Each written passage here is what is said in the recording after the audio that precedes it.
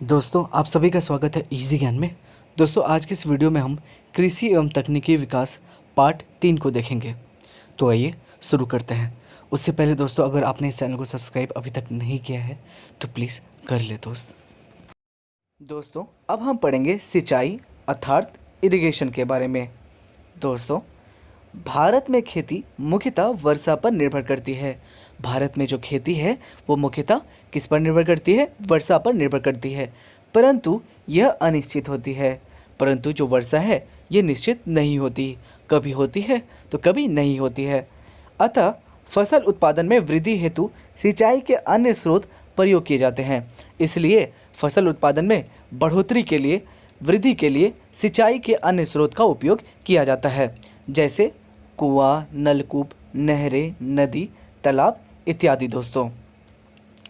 दोस्तों सिंचाई के लिए पानी की मात्रा को वर्षा के जल द्वारा भी एकत्रित किया जाता है। सिंचाई के लिए पानी की मात्रा को वर्षा के जल द्वारा भी एकत्रित किया जाता है।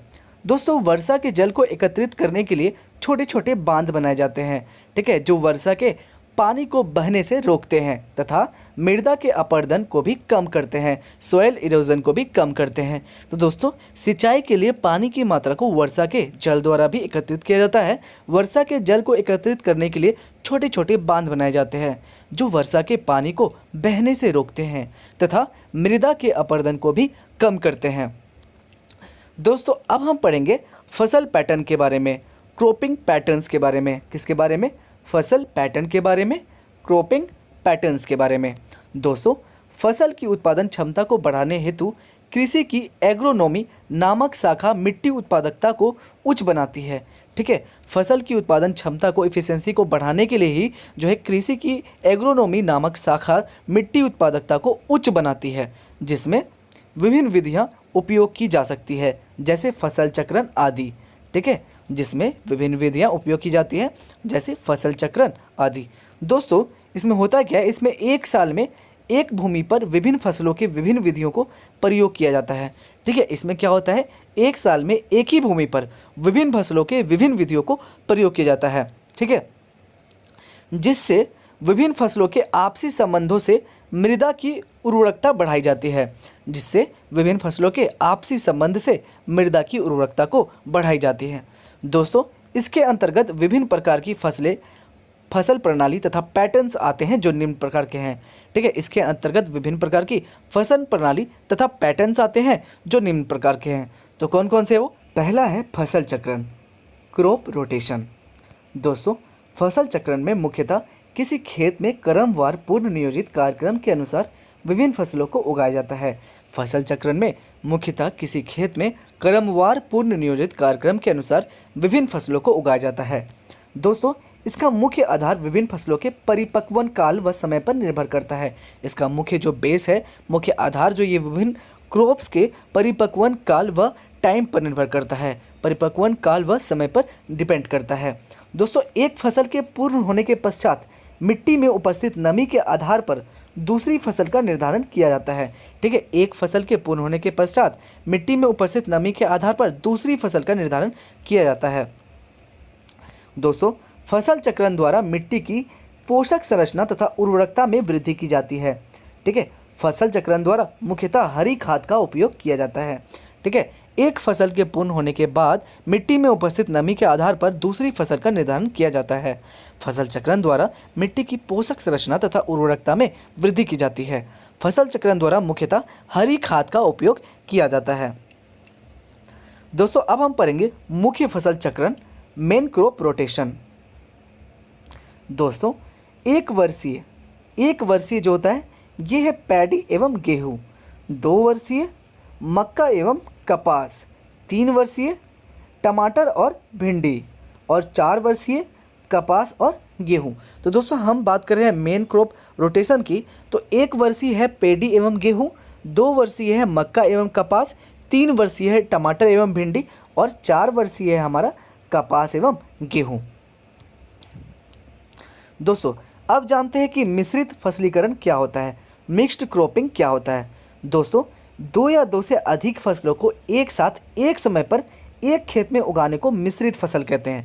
ठीक है, 2 या 2 से अधिक फसलों को एक साथ एक समय पर एक खेत में उगाने को मिश्रित फसल कहते हैं। इसे ही मिक्स्ड क्रॉपिंग कहते हैं या इसे मिश्रित फसलीकरण कहते हैं। दोस्तों अब पढ़ेंगे हम मिश्रित फसलीकरण के विभिन्न प्रकार। मिश्रित फसलीकरण के विभिन्न प्रकार। दोस्तों मिश्रित फसल या मिक्स्ड क्रॉप्स में विभिन्न फसलों के बीजों को एक साथ मिलाकर खेत में पंक्तिवार उगाया जाता है। ठीक है, मिश्रित फसल को जो विभिन्न फसलों के बीजों को एक साथ मिला लिया जाता है और खेत में पंक्तिवार उगाया जाता है। दोस्तों अब हम पढ़ेंगे एकांतर फसल के बारे में। दोस्तों ये एकांतर फसल होता क्या है? दोस्तों एकांतर फसल विधि में विभिन्न फसलें अलग अलग पंक्तियों में उगाई जाती है। ठीक है, एकांतर फसल में क्या होता है, विभिन्न फसलें जो है आपकी जो भी फसलें हैं उन्हें अलग अलग पंक्तियों में उगाई जाती है।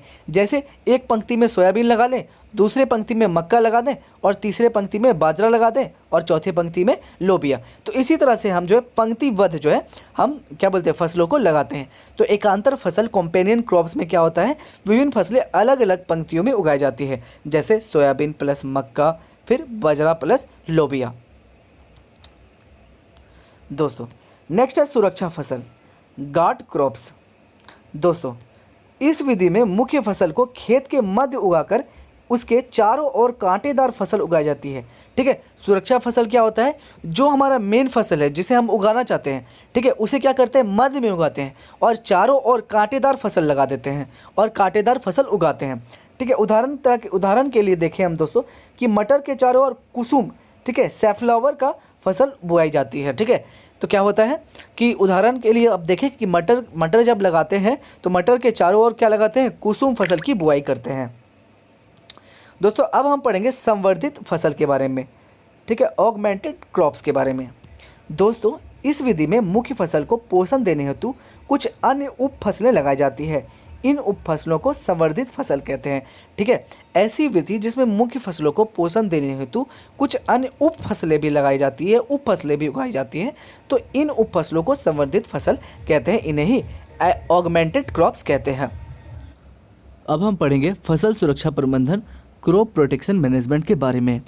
दोस्तों खेतों में कीट, पीड़क, खरपतवार तथा रोगों से फसल को बचाने के लिए ही फसलों का सुरक्षा प्रबंधन किया जाता है।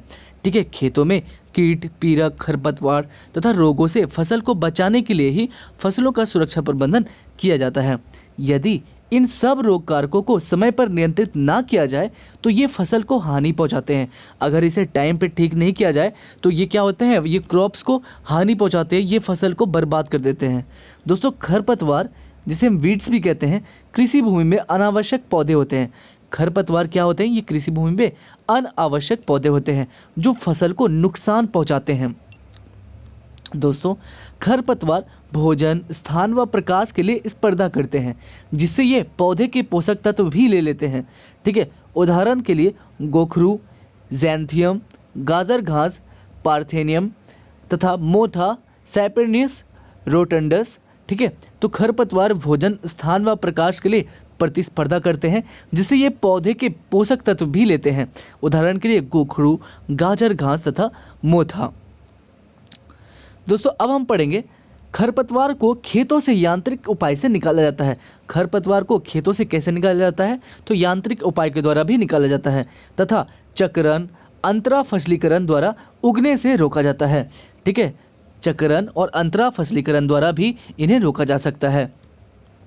दोस्तों कीट, पीड़क, इंसेक्ट पेस्ट्स, कीट, पीड़क, इंसेक्ट पेस्ट्स प्रायः 3 प्रकार के पौधों पर आक्रमण करते हैं। कीट, पीड़क जो है कितने प्रकार के पौधों पर आक्रमण करते हैं, तो 3 प्रकार के। ये कौन कौन से दोस्तों, तो ये तने, जड़ व पत्तियों को काट देते हैं। ठीक है, ये 3 प्रकार के पौधों पर आक्रमण करते हैं। कैसे कैसे, तो ये तने, जड़ तथा पत्तियों को काट देते हैं और ये पौधे के विभिन्न भागों में कोशिकीय रस चूस लेते हैं। ये क्या करते हैं, कीट, पीड़क क्या करते हैं, ये 3 प्रकार से पौधों पर अटैक करते हैं। पहला क्या है कि ये तने, जड़ तथा पत्तियों को काट देते हैं। दूसरा है कि ये पौधे के विभिन्न भागों में कोशिकीय रस जो है चूस लेते हैं। तीसरा है कि ये तना तथा फलों में छिद्र कर देते हैं। ठीक है, ये क्या करते हैं, तना तथा फलों में छिद्र कर लेते हैं।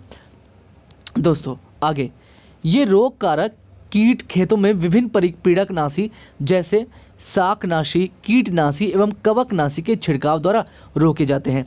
ये रोग कारक जो है ये कीट खेतों में ठीक है, ये रोग कारक कीट जो है खेतों में विभिन्न पीड़कनाशों जैसे शाकनाशी, कीटनाशी एवं कवकनाशी के छिड़काव द्वारा रोके जाते हैं। ठीक है, परंतु ये पीड़कनाशी मानव स्वास्थ्य व फसल पोषण पर प्रतिकूल प्रभाव डालते हैं। ठीक है, इन पीड़कनाशों के उपयोग से वातावरणीय प्रदूषण भी बढ़ता है दोस्तों अतः इन पीड़कनाशकों से सुरक्षित बचाव प्रतिरोध क्षमता वाली किस्मों का उपयोग तथा हल से जुताई करके भी किया जाता है। अतः पीड़कनाशकों से सुरक्षित बचाव प्रतिरोध जो है क्षमता वाली किस्मों का उपयोग तथा हल से जुताई करके भी किया जाता है। दोस्तों इन परेशानियों से बचाव के लिए ही एकबद्ध खरपतवार प्रबंधन, इंटीग्रेटेड पेस्ट मैनेजमेंट और आईपीएम कार्यक्रमों का प्रयोग किया जाता है। ठीक है, इन्हीं परेशानियों से बचने के लिए ही एकबद्ध खरपतवार प्रबंधन, इंटीग्रेटेड पेस्ट मैनेजमेंट और आईपीएम कार्यक्रमों का प्रयोग किया जाता है, जो खरपतवार के स्तर एक्शन थ्रेशोल्ड्स को निर्धारित करते हैं, जिसके ऊपर जाने पर उस स्थिति को नियंत्रित करती है। दोस्तों अब हम पढ़ेंगे कि आखिर एकबद्ध खरपतवार प्रबंधन है क्या, इंटीग्रेटेड पेस्ट मैनेजमेंट काम कैसे करता है। ठीक है, इंटीग्रेटेड पेस्ट मैनेजमेंट या फिर इसे आईपीएम भी कहते हैं। एकबद्ध खरपतवार प्रबंधन दोस्तों यह कृषि खरपतवार नियंत्रण हेतु एक पारिस्थितिक क्रिया है। यह कृषि खरपतवार पर नियंत्रण के लिए ही एक पारिस्थितिक क्या है, ये क्रिया है। ठीक है, जिसमें एक स्तर से ज्यादा पीड़क व कीट की वृद्धि को नियंत्रित करने हेतु पीड़कनाशकों एवं कीटनाशकों का प्रयोग किया जाता है। दोस्तों आईपीएम तंत्र में 6 आधारभूत तत्व होते हैं।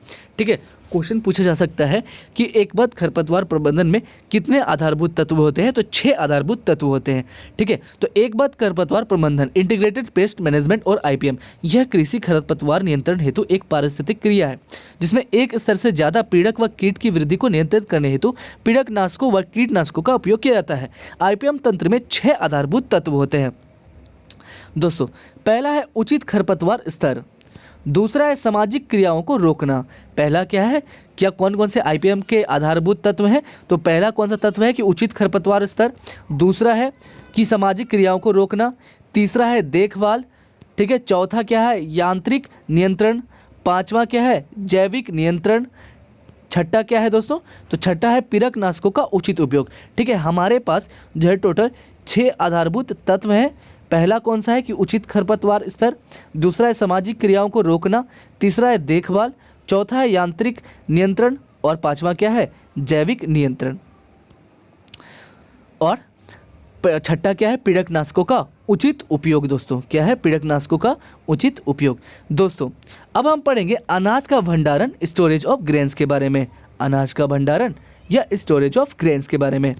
दोस्तों फसल की सुरक्षा केवल खेतों तक ही सीमित नहीं है।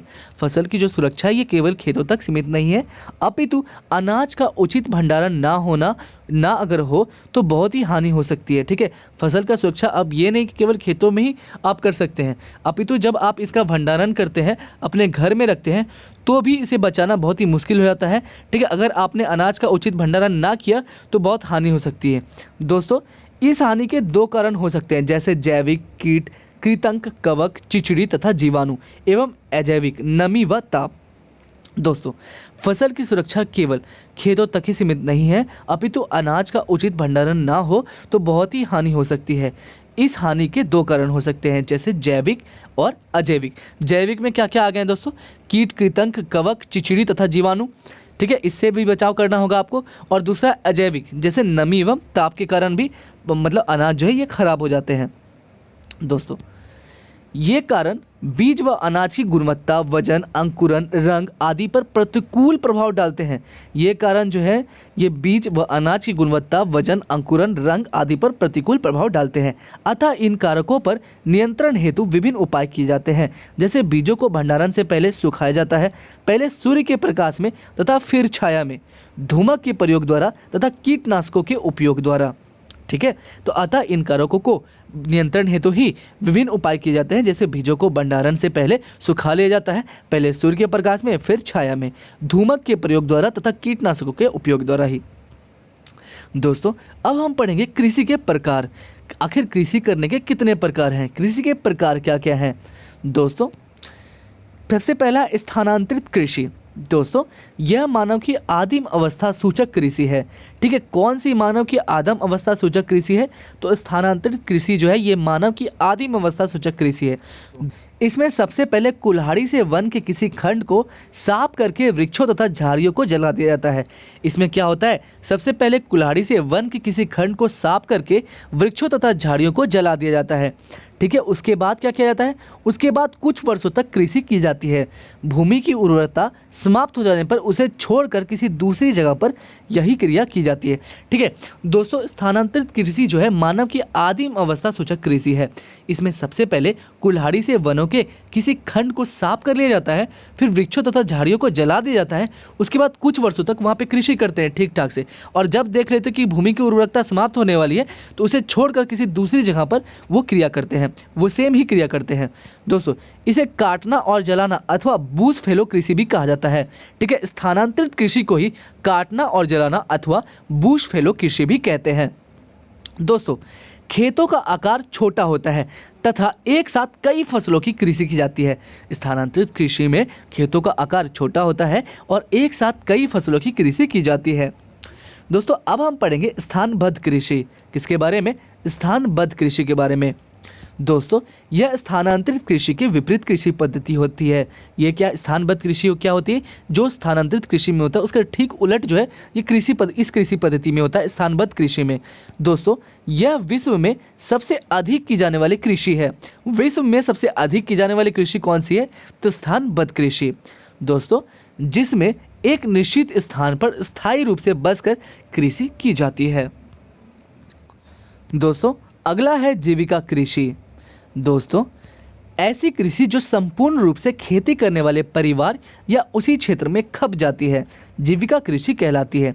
ठीक है दोस्तों, ऐसी कृषि जो संपूर्ण रूप से खेती करने वाले परिवार या उसी क्षेत्र में खप जाती है, जीविका कृषि कहलाती है।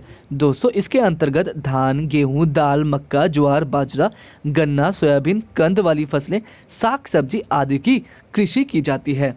तो दोस्तों, हमारा जीविका कृषि क्या है? दोस्तों, ऐसी कृषि जो संपूर्ण रूप से खेती करने वाले परिवार या उसी क्षेत्र में खप जाती है, जीविका कृषि कहलाती है। इसके अंतर्गत धान, गेहूं, दाल, मक्का, ज्वार, बाजरा, गन्ना, सोयाबीन, कंद वाली फसलें, साग सब्जी आदि की कृषि की जाती है। दोस्तों, अब हम पढ़ेंगे अगले वीडियो में।